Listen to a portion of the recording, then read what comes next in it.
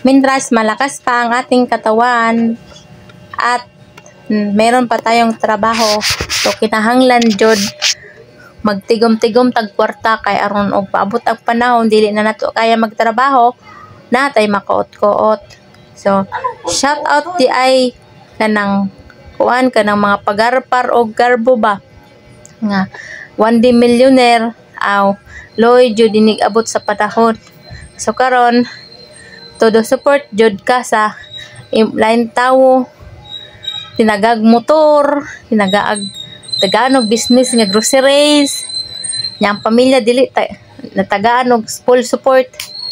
Pero advice ra jud nako nimo na unta imo ning realize jud na nimo imong mga mali pohon kay mabot gyapon ang panahon nga kanang tao nga imo gitabangan pisag piso dili ka matagaan kay mura-mura man na siya iro nga imo gipunit sa daplin kalsada nya imo gibuhi unya og wa nang kay ikahatag sa iya ha hamgrabon ka lang dayon kagton mura man nag-iro ang iro baya kay dili na ba na mo ila og tawo mga gat baya na og di ka kaila so kay wa na man kay kwarta di na kakaila so kagton jud ka so mao pagmatgon jud kay kanang tao nga naga-advise sa imo ha para ra jud na sa imo por dili na para sa ilaha.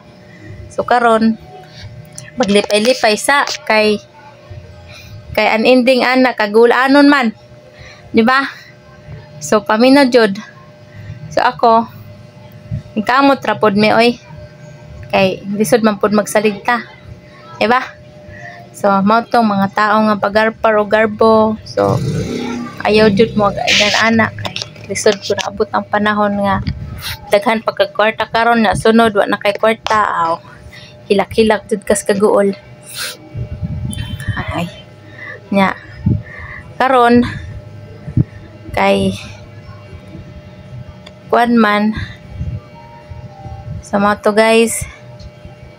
So shout out di ay sa mga tao nga kanang himantayon sa uban pamilya dili na lang kuanon ang pamilya nila kay himantayon pa kay usa dili ka mao mahiup-asan kanang mga tawo nga gusto sila lang ang pirmi na sa taas ay inyo na lang na oy mga posisyon nga mga inana kay wala man pud mi nangarap nga mo taas mi basta ang amo importante namo ma-provide na mo amo kagalingon kakaon mi sa usa ka adlaw tulo ka kaunan diba basta wala ra mi gipangkuan sa tao bitaw shout out dai sa akong gi-advisean nga unta ma-realize nimo pohon na mali jud imong gibuhat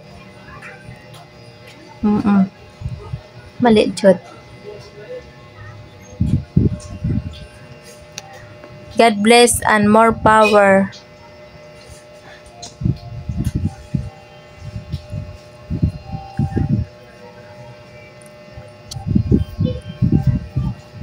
Isang aking pagmamahal o giliw ko aking pagmamahal charot lang.